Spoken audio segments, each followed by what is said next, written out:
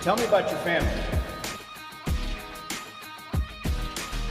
Yeah. So it's just a huge blessing that we have Maddie. Hasn't always been easy, you know what I mean? I think we got the perfect family. I mean, I do. Tell me about your family. Jimmy, the firstborn, he was born, which is pretty cool. He was born on 10/19 at 10:19 a.m. Couldn't do that again. Which is pretty cool. Yeah, it's the only reason I know what time he was born. But yeah, he was born in 2012. As I mentioned a little while ago, me and his mom did not get along very well. Thankfully, we get along good now. We're civil, you know. But it was a very rocky relationship. So right after he was born, we weren't together, and I ended up getting custody of him within a couple months after he was born. For the first 6 months, no.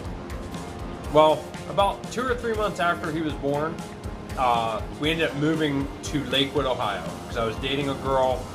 She had just graduated with her master's degree, and me, her, and Jimmy got a duplex in Lakewood so that she could start working in her career. So we lived there for the next year and a half, which a couple times we came back. Like when we split up a couple times, me and Jimmy came back, stayed with family, and then we'd go back. But we split up for good about a month before Jimmy's second birthday. So I came back and I was staying in an apartment in Hubbard with my second cousin. I went on Plenty of Fish. I don't know if you know what that is. It's a dating website. I think it's still around. I don't know, but and I met Amber. So we went on our first date to Denny's or something. But before that, so when we met her, she come to visit us at the apartment. But I didn't tell her which apartment. I had her meet me at the end of the street because I didn't want her to know where we lived. That sounds sketchy. Yeah, you meet someone You're in online. Lakewood, just hey, meet me at the end of the street here. I didn't know who was who, but since Jimmy's birthday's in October, it was around Halloween, and I remember Jimmy was dressed as a lion for Halloween. But we walked down and we met Amber. She ended up taking him to a trunk or treat somewhere, I think by herself. I think just her and Jimmy went to it.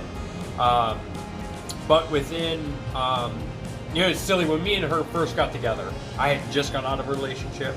She had just gotten out of a relationship. And I was very clear, we're not going to have a relationship. We're going to meet, we're just going to be friends, whatever. And she was pregnant within a week. So we're not going to have a relationship. We did not stick to plan. We did not stick to plan at all. But unfortunately, which would have been her second time, she had a tubal pregnancy, and it sucks because we should have had twins, which our family don't even have any twins. So that brought us together a lot. You know what I mean? With us losing, we were supposed to have 2 kids, and she had to have surgery to have her tube removed. So I was there for that. It brought us closer together. And within a couple months, I was staying with family and Amber was staying with family. And then when we actually got together, we ended up moving in with her dad for a little bit. We were only there for a couple months, and then we got our own single wide trailer in Brookfield, which is kind of where we started off. But yeah, it was tough, there was a lot happening really quickly, you know what I mean? And it's silly because me and Amber met, I think it was actually October 2nd. And the reason I'm thinking that, it was October 9th, because Amber's friend had just had a baby a week before we met. And one of the first things we did together, it was like a haunted house or trunk or treat or something, and we met that friend and seen that little baby that was born only a week before. But I lost it. I don't know. All right, thanks for tuning in, yeah. everybody. Appreciate it. But yeah, so we lived in, like I said, we lived in a trailer in Brookfield, blah blah blah blah blah. But with Amber she had a tubal pregnancy before we met. Then she had a tubal pregnancy after we got together. So she can't have kids anymore. Now we wanted to adopt, but I have a record, right? So I have a 4 felony record from when I was a teenager. And then I have a 4 felony record as an adult, which both of those cases are only about a year apart from each other. So it happened, although I did crime at different points in my life, they were both like right there at that same time. I think I was 16 and then I was fresh 18 on the other one. But, so I don't know, are they gonna allow me to adopt when I'm a felon? Now, it's nothing like no domestic violence. They were all robberies because I was on drugs. But still, they look at that. So we didn't know about adoption, and I've always told Amber, look into it. I will adopt with you if they'll allow it. But it's expensive, and it's hard to find. But it wasn't very seriously looked at. I mean, a couple times, like, Amber applied for something, they'd send us a packet of paperwork to look over for adoptions, and there's just different other ways you can get a kid without adopting. So we looked at the options, but we never tried for any of them because money, time, just my record, I didn't know what would be possible. We ultimately adopted Madeline. And we were there at the hospital when she was born. Which is amazing. It was scary though because she went to the NICU right away. When she was born, it was super scary because we weren't the biological parents. There's only so much that they would let us see and do in the hospital, and it sucks because even like the whole time she was in the NICU, which was 17 days, it's like the nurses treated us like we were strangers. You know what I mean? And it shouldn't have been like that. Yeah, and the birth mother was totally like, yeah, that's your baby, that's their baby, that's the mother, that's the father. It is what it is. But we still couldn't do anything without her permission. And I know that that's tough on the birth mother because you got to understand that's her kid. She had that baby. It was a part of her for 9 months. So when someone's giving up their baby for an adoption, you don't want to keep pulling them back.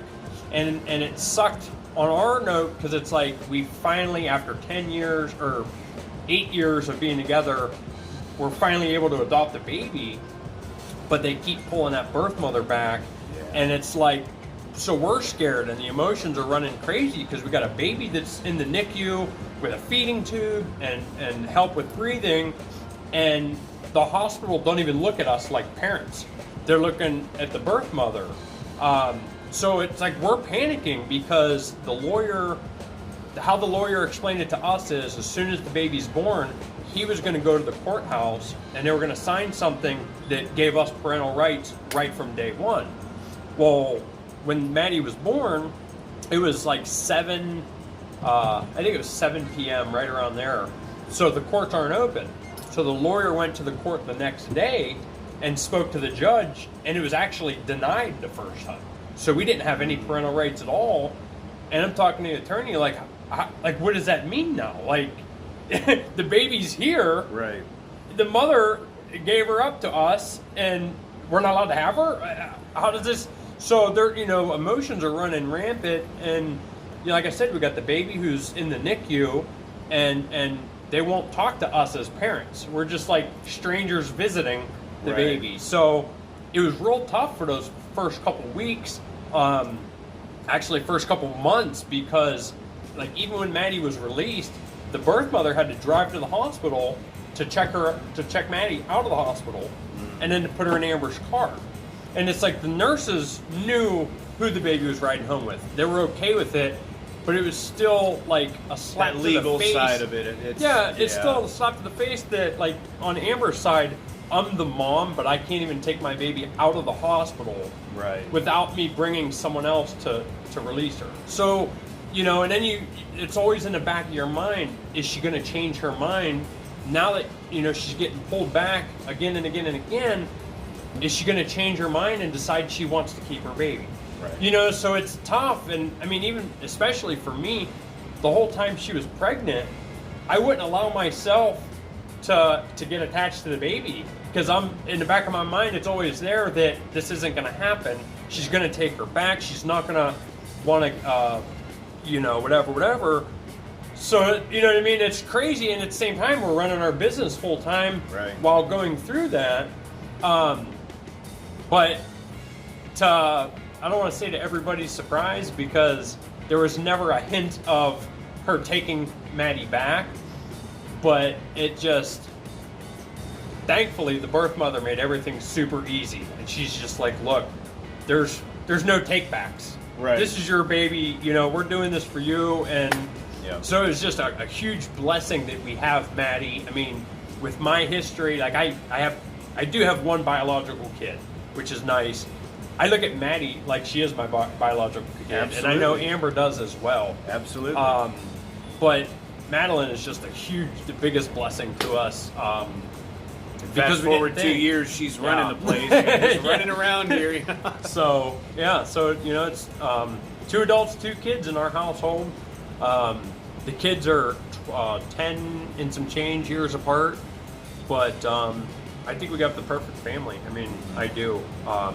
Hasn't always been easy, you know what I mean? People never is. People argue and bicker sometimes, and kids turn into teenagers and don't listen and all that. They grow up fast. Yeah, but I do, and it took me some years to really, I don't know.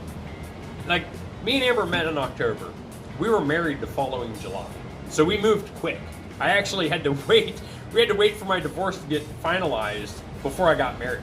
So I was actually divorced and then remarried in the same week, right? So it's a real quick. You didn't get married on your divorce date. Real quick process, but you know, for the first few years of our marriage, I'm such an independent person. You know, some people might say I'm selfish, because it's kind of like I do what I want when I want, to an extent.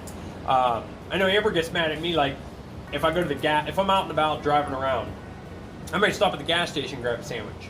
She's like, you'll never bring me a sandwich. When I'm out and about and I'm getting something to eat, I always call you and ask to bring something back. Well, to me, it's like it might be the start of my trip. I don't want to drive around with a sandwich for 3 hours and bring you something cold. But it's like, if I'm hungry, I eat. I'm thirsty, I drink. But you know, it did take me a few years to really, appreciate Amber as my wife, and to really, mind you, I wasn't cheating on her a few, you know, but I wasn't as fully committed as I am today. Like, we grew on each other over the last 10 years, and now it's like the perfect relationship. You know what I mean? And it's mind you, it's not all peaches and cream. It's not all rainbows and unicorns. Right. But I think we get along good. I think we made a great team, and I think our whole family is a great team. The way it's, you know, 2 and 2. You know, 2 boys, 2 girls, 2 adults, 2 kids, and I wouldn't have it any other way, to be honest with you. Yeah. I like it. I do. I didn't even wear a wedding ring the first probably 5 years that we were married. Oh, really? Not because I didn't like the marriage. I didn't like wearing jewelry. Mm-hmm. But it wasn't, you know, some guys like, you know, I'm married, I have to wear a wedding ring, and I'm just kind of, I don't feel like it. I'm not going to do it. You know what I mean? And it's stupid. It's childish. There's a lot of marriages out there like that. Yeah. That they kind of pick and choose, and to me, I think you should. Yeah. Mine's a silicone one. Oh yeah, that's not my even Father's Day ring. That's not even a circle. I don't know. You didn't see that there, but that is definitely not a circle. My Father's Day ring. I don't know if you can see the bend in it. It says Dad. Yeah, there's a good bend. But speaking of dads, my dad actually talked to me. This is probably 3 years ago now, about a wedding ring, because I told him like, and I like jewelry. I didn't. It just bothered me, you know. Yeah. And he said the wedding ring is like the wedding itself or the marriage itself, that it's not always going to be comfortable, but it's a commitment. You're committed to it, and like there's no break in that commitment. So it's like wearing a ring. You have to wear it, whether you like it or not. You're wearing it. You know, that's your commitment. Yeah. So it's not always going to be comfortable, but it's always going to be. That's definitely you know what I mean? a good So way to look at it. You Plus, know. I'd like to point out too. He says he doesn't like to wear jewelry, but you've got how many rings on? He's got a bracelet on. I've he's learned got a to love watch it. on. He's got a necklace on. And me, I just got a ring. It's a silicone ring. I got nothing else.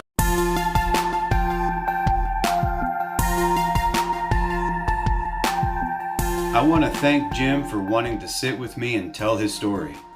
This was our final episode in the Backstory series. We have more content coming your way, so please subscribe to the channel and take a moment to check out my channel, The Driver Ranch, for additional videos. Stay tuned, there's more to come.